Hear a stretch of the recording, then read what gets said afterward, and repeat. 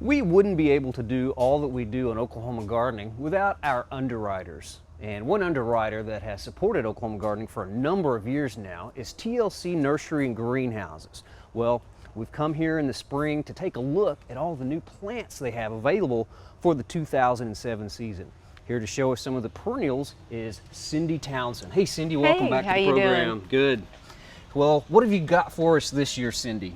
Oh, we've got a huge selection of different plants, and I thought we would go ahead and start out with this new rose. We're a little bit more familiar now with the knockout rose and the color and the excitement that comes from that. They've come up with different varieties like rainbow and pink, and this one here that I brought for you today is a pink knockout. Okay, brand new for this year. Yes, it is, and also in July we're going to have an introduction of a double pink knockout, which is kind of exciting. All right, a double knockout. And the knockouts are great just because very resistant to disease and a very easy rose to grow. I always call it the landscaper's rose. You can put them in and they've got almost the best curb appeal in my opinion because they bloom from spring through fall, and then they're easy and they give a lot for what you put into it. Absolutely great shrub rose. And you got a little coreopsis here. That's really pretty. Nice little fluted ray florets. Yeah, and I got excited. We saw these in July, you know, in the July catalogs and introductions. So this is one that I was waiting for to bloom just to see the fluted petals like that. And it really is impressive. I enjoy it, and it's everything I expected it to be. It has kind of a rock and roll name. Yeah, Jethro Tull. Okay. Next to it we've got Heaven's Gate, and Heaven's Gate is a pink with a dark center coreopsis, which just gives you a little bit more interest and a little bit more play with the colors. So you have a real heat tolerant genus, a good genus for Oklahoma, and then you've got varieties within that. Okay. And then next to it we've got another introduction, Pinwheel. And Pinwheel is a little bit more open petaled, but I haven't seen this one bloom yet either, and I'm waiting for that one. It's going to bloom a little bit later in the summer. Okay, very pale yellow. It's kind of a sweet color.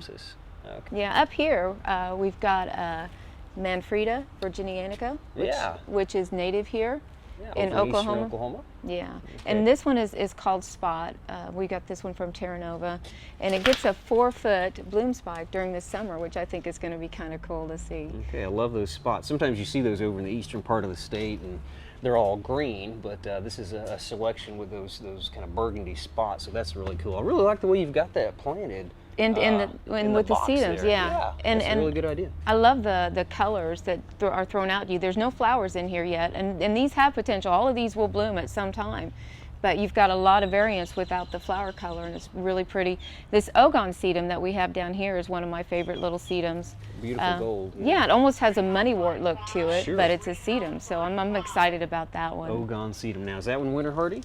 It's marginal. It's marginal and it's slow. When the heat really kicks in, it'll start increasing in size. But like for this time of year, back in the back, it's a little bit slow. Okay. Well, you're right. A lot of color there without the flowers.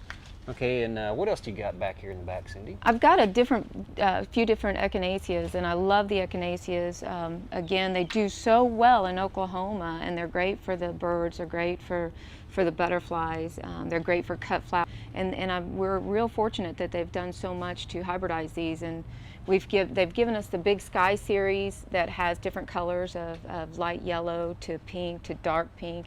You've got Twilight, Sundown, Sunrise.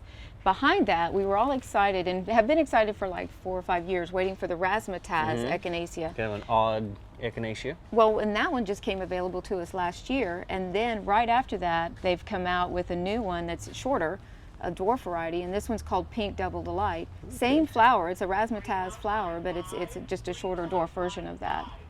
Okay. So we're excited for that, and you see it's trying to bud up and bloom. And then you've got Ruby Star Echinacea right here. Ruby Star's been around for a while. I just kind of stuck it in to show that there's variances in colors and heights and different things like that.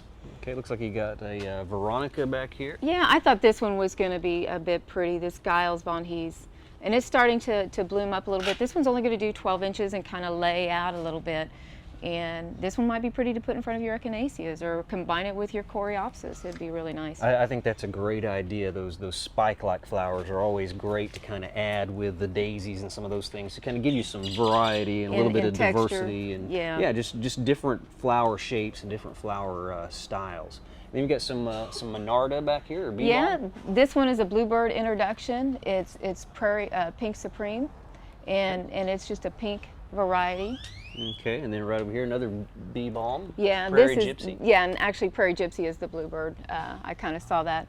But this one is going to be a nice dark pink to it. And you know, the Monardas sometimes are susceptible to fungus and different things like that. So every time they come up with newer varieties, they're hybridizing to make them better for the garden. Okay, try to limit some of that powdery mildew. Yeah, that and they some of the get stuff that can sometimes. happen with your Monardas, because we love the Monardas, and they're great for butterflies in a naturalized garden. They can handle moisture, put them in some part sun. They've got great versatility, but we need better varieties, and I think this is going to be one. All right, always great to try those. Well, see the hardy amaryllis back there. Isn't with that the kind red of exciting? flowers. It's not so much that it's new to the horticultural world, but it's new for us.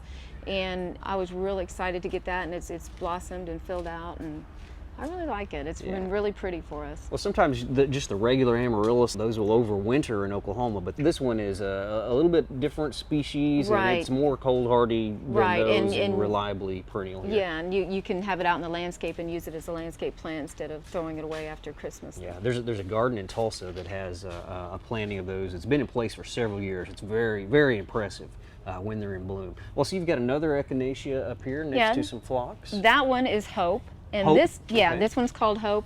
It's a huge flower head, and the cone, you can see by the tag, I wish it was blooming, is a big cone head for the butterflies and stuff to sit on, and which makes it, yeah, like you said, interesting and good for cut flowers and different other things. Kind of unique in the garden. And Yeah. I see sort of an older standby here, Phlox David, with the white flowers there and the tag anyway.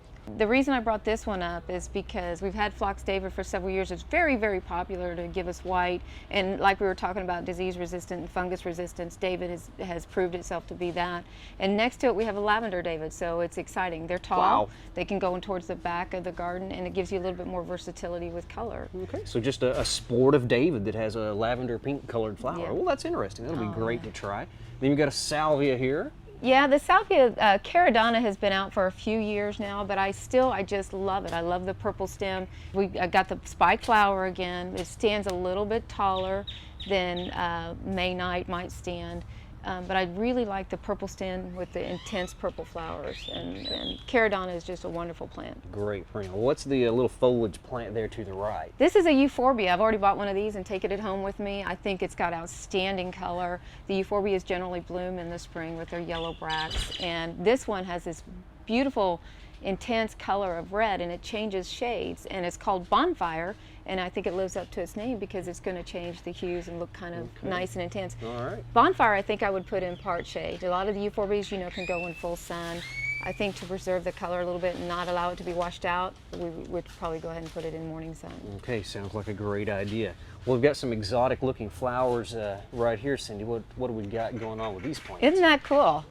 This is a Phygilius, and this Croftway series of Phygilius has 4 different colors. You've got the purples, yellow, pink, and white, and they grow fast. It should reach up to about 3 feet in a season, and it starts blooming right away. I mean, these have been blooming for a good month, and they might take a rest when we get really hot. I would put them in morning sun, afternoon shade to kind of preserve and keep them from getting so hot. Okay. If they start getting a little bit leggy in the heat of the summer, you might cut them back and wait for a new flush in the fall. Okay. Well, Cindy, I've grown those before, but I didn't realize they were winter hardy. They're from South Africa, but is this a new series? That's Yeah, supposed to be a little more the cold hardy? Croftway series is a zone 6. Okay. So I think it's worth, this is going to be our first year. It's going to be a trial thing for us. But I think it's well worth the effort, because if you can get something that'll bloom from spring through fall, then it's worth testing and having it up here and ensuring that it will overwinter for us. Yeah, I'll have to try some of those in my garden, see I'm how excited. perennial they are. Well, and I bought that already and brought it home. Well, jumping back here, we've got some succulents. I see some different sedums here and a type of ice plant right back here. Yeah, this is a Mellifera, and what I was trying to do, the Mellifera is going to want to bloom with the heat, and I was trying to show at least a little bit of a spent bud where you can see the pink and the orange in one flower. It's called Tequila Sunrise, and it's absolutely gorgeous. And the hotter it gets, the better it's going to bloom for us. Okay. And I really am excited. The oranges are kind of the new colors for decoration and different things like that. And I get excited when we put orange color flowers in the garden. Okay, well, we like orange flowers there in Stillwater as well. The different sedums here, these are great perennials. Yeah, I went ahead and brought a cluster of some new sedums. This one is blackjack, which we carried last year, and you can see blackjack is already turning color and getting an intense dark color. Then we have a Xenix, which is a dwarf variety, and that's right behind it.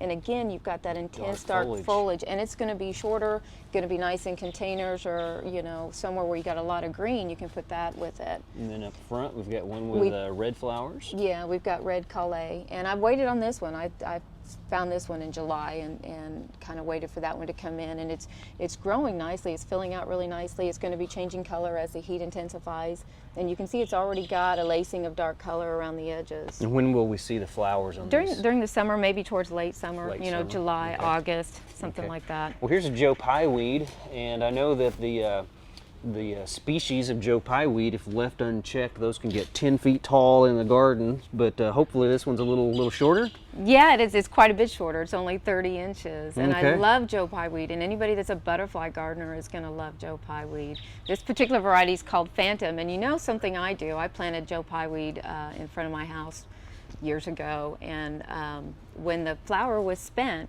I took some floral spray and sprayed it because it holds on to the flower head. It starts to fade and it becomes spent, but then you can take some lavender color floral dye or something like that and spray it and keep your color. What a great idea. Yeah, take advantage of those dried flowers. And here we have a cordalis or cordalis, however you want to say it.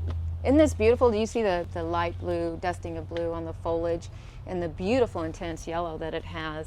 And this one, we keep trying it because it's a wonderful genus. It's a wonderful flower, and it blooms again from spring through fall pretty much. And for us, the cordalis has heat stressed. We get pretty hot. And this new variety, again from Terra Nova, is supposed to be a lot more heat tolerant and bloom and did real well for them. They're zone 7, we're zone 7. Let's give it a try and put it in morning sun, afternoon shade, again, to spare it from the heat a little bit. The foliage alone, I think, is worth growing that plant. And we've got a coral bells here, a heuchera. Always several of those available new every year. Yeah, and I never get tired of them. This one is cinnabar silver. It's more compact.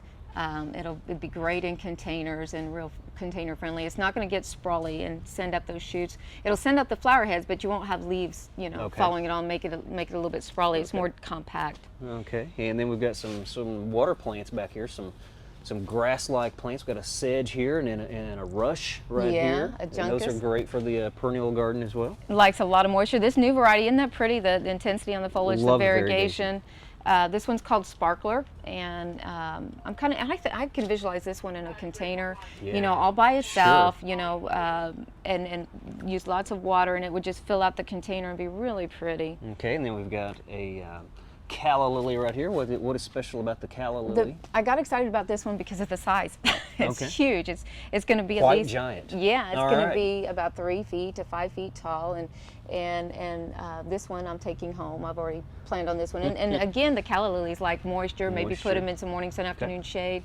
You can't beat the flower colors of these. Okay, and one of my favorite groups of perennials for the shade right here, the tricertis or the toad lily. Got a section of toad lilies right here. This one has golden foliage, guilty pleasure, and a couple more of those, Cindy. And then the imperial banner is going to be it's just now starting to come out of dormancy and bringing up some foliage for us. I think it's going to be really, really cute and add a lot of variegation to your shade garden. And you're right, I'm just kind of starting to get into the tricertis a little bit from this last year. One of our employees fell in love with them, and I saw how beautiful the flowers were, and now we've got about 5 different varieties of them. I love those flowers. They look like little orchids. And then finally, right back here, a little Tradescantia, a little variegated plant. I understand these show the coloration more during cool weather. Exactly. In the fall.